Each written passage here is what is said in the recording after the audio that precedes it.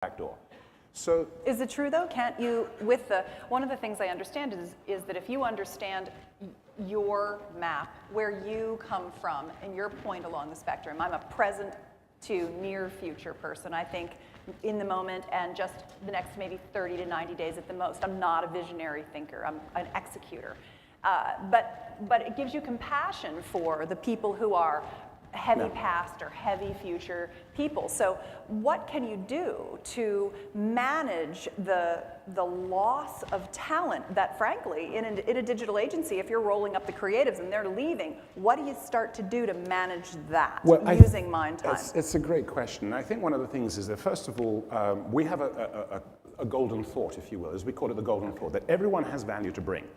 Right. And one of the things to realize is that the advertising industry has changed enormously in the advent of the internet. Because this digital thing allows us to see things and measure them as they're happening. So actually that's not the future people, because they don't care what's happening, they care what might happen. Right. But all the past thinkers are going like, wow, real-time live data. So what we're seeing in the agencies is that there are more and more past thinkers needed, and yet no one's managed to create a bridge between the future thinkers, who are all these creative, bouncing ideas off the walls, and all of these certainty types who says, prove it, show me it, I can measure it.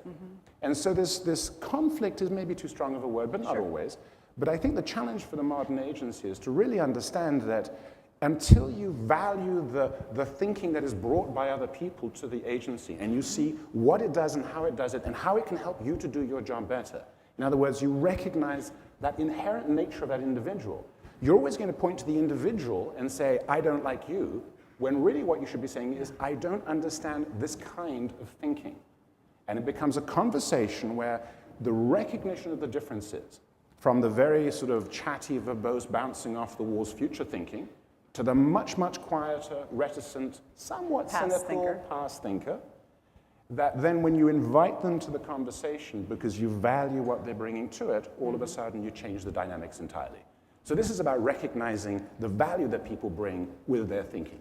Yeah, John has told me that using the MindTime perspective or that lens on your team, for example, he says it removes the personal messiness that can result in just not understanding a person's perspective. So there are 7 archetypes for the MindTime map. And let's show you, we can go to that slide that has the 3 big buckets, the past, present, and future. And that might give you some idea of where you fit along that timeline. When you take the survey, you'll actually see that you're a certain percentage of this and a certain percentage of that. And I think it was Brad just said, you know, I'm only 3% in the present, and that's why I have Aubrey to help me. And so you can learn to have some coping mechanisms for it. So would you describe the 3 basic MindTime perspectives a little bit more? And they're very obvious, and I think I really should point out is, this is not something that we invented. This isn't something you need to learn as a new model. This is essentially the way all humans think. And if you sit and get to know someone for long enough, you are going to learn about their thinking. You'll learn that it's in their communication style, it's in their relationship style, it's in their learning style, it's all of these things. Yeah. So basically the 3 buckets. You have this past perspective, which is needing to understand, it's needing to have the information in order to make a decision. So it can look as though it's very stuck in the mud. It can look as though it's putting off making decisions and procrastinating. Bottom line, it doesn't have enough data, and if it doesn't have enough data, the risk is too high, and if the risk is too high, it will not commit the resources or the time. So that past thinking is about not walking off the edge of a cliff because you're staring up at the possibility. They want certainty. They want certainty. Present thinking, on the other hand, is about saying, look, I need to have a plan. I need to have some way of knowing what I'm going to do next as I come into this moment of now. How do I organize my resources? How do I make sure that we all show up at the right place at the right time with the right things so that we can execute on the plan to get to the future? So present thinking is very organized. If you walk into their home, for example, you'd see that things are put back where they belong. And even in the spice rack, it could be alphabetical. And the tool shed looks like no one ever does the garden, but the tools are very tidy and clean and neat and put away. So present thinking is about creating order in our world. And thank God. The traffic wouldn't work, airlines wouldn't work. I mean, the whole thing would fall to pieces if we didn't have present thinking. And future thinking is about possibility.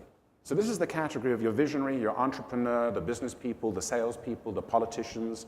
These are the ones who are talking about the future, articulating it well. They're trying to sell you on new ideas.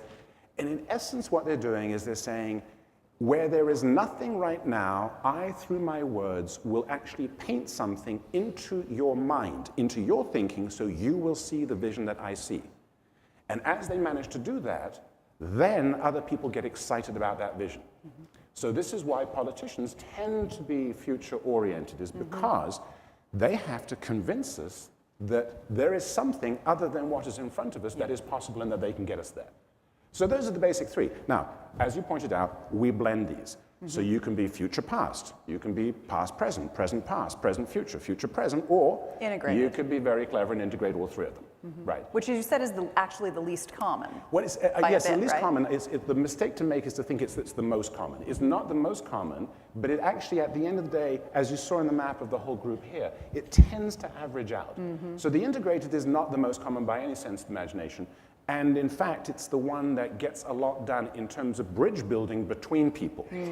So, I think Barack Obama is a great example for it. He has not taken the profile. I sent him a note. I really like him to do it. Yeah.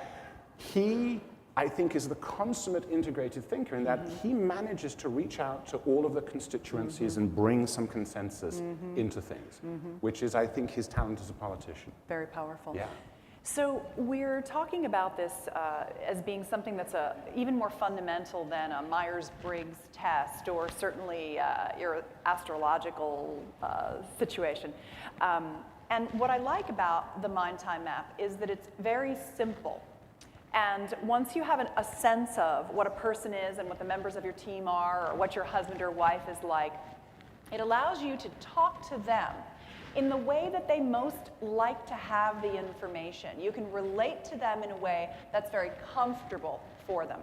And that can be applied not just in your own interpersonal relating, but as a marketer. Yeah. So now that you have a good sense of this MindTime map, this continuum, where you might have a place on it, that it's your perspective for living, that you approach the world from this position of thinking, now think about that your customers are doing exactly the same thing.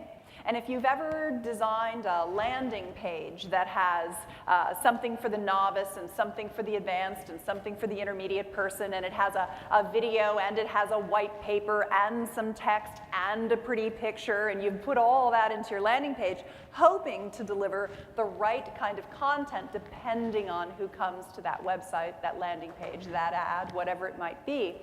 You can now start to apply the MindTime concept to communicating with people the way they like to be communicated to in a pretty simple way. Yeah.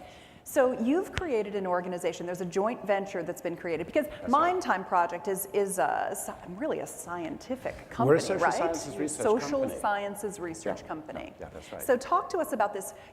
Talk to us first of all about how there are many applications, and then let's move into the applications for marketing with telepathy and what that is. Lovely, okay, yes. Yeah. So we started about 13 years ago a social science research company entirely dedicated on looking at thinking and actually looking at this particular way of understanding because, as you said, it's not a Myers-Briggs, but yet all of these 900-odd statistically significant traits of personality that Myers-Briggs, Kiersey-Bates disc system, all of these use, they all map into that same framework. So this framework actually tells you all about those things, but those things are a little bit like the, if you will, data points that marketing people use to try to understand people. So I've always said that you cannot understand a personality with a few data points, or a few data points do not create a persona in marketing terms. Right. So what we did as a social sciences research company is we wanted to be an intellectual property company that could license this to many, many, many different sectors, because the value of it is enormous. Education, dating, I mean, you name it. Nonprofit, Wherever government. there are humans, there is thinking. Anywhere there's humans, yeah. So what we decided was, because the marketing and advertising world was such an obvious one, on one side, and on the other side, in a little bit of a mess, hundreds of data points, and no one really knowing which one was meaningful and which one was not. So we created a joint venture with two companies, an East Coast and a West Coast company, and created a company called Telepathy. And with I love that name, by the way. You like it? I think it's really good. I don't know who came up with it, but telepathy is a good name. It is a good name, yeah. And we read people's minds in in an interesting way. Yes. And so what we did was we started working on creating a suite of cognitive targeting products. So whilst behavioral targeting had been the norm, it's sort of like the behaviors happened. And you can't really do prediction once something's already happened. It doesn't work that way. But if you can target the cognitive function of an individual or a group of consumers, you can predict what behavior is going to happen. Because everything that we do begins with a thought. So by being able to understand what someone's going to do, or what an audience is going to do, or how an audience will react to a website, a product, an advertisement, you actually change the nature, because now you're not trying to chase all of those little data points that are the result of the behavior. You're actually going into it understanding what's going to happen and providing the right messaging, providing the right content. In fact, I think we prepared something.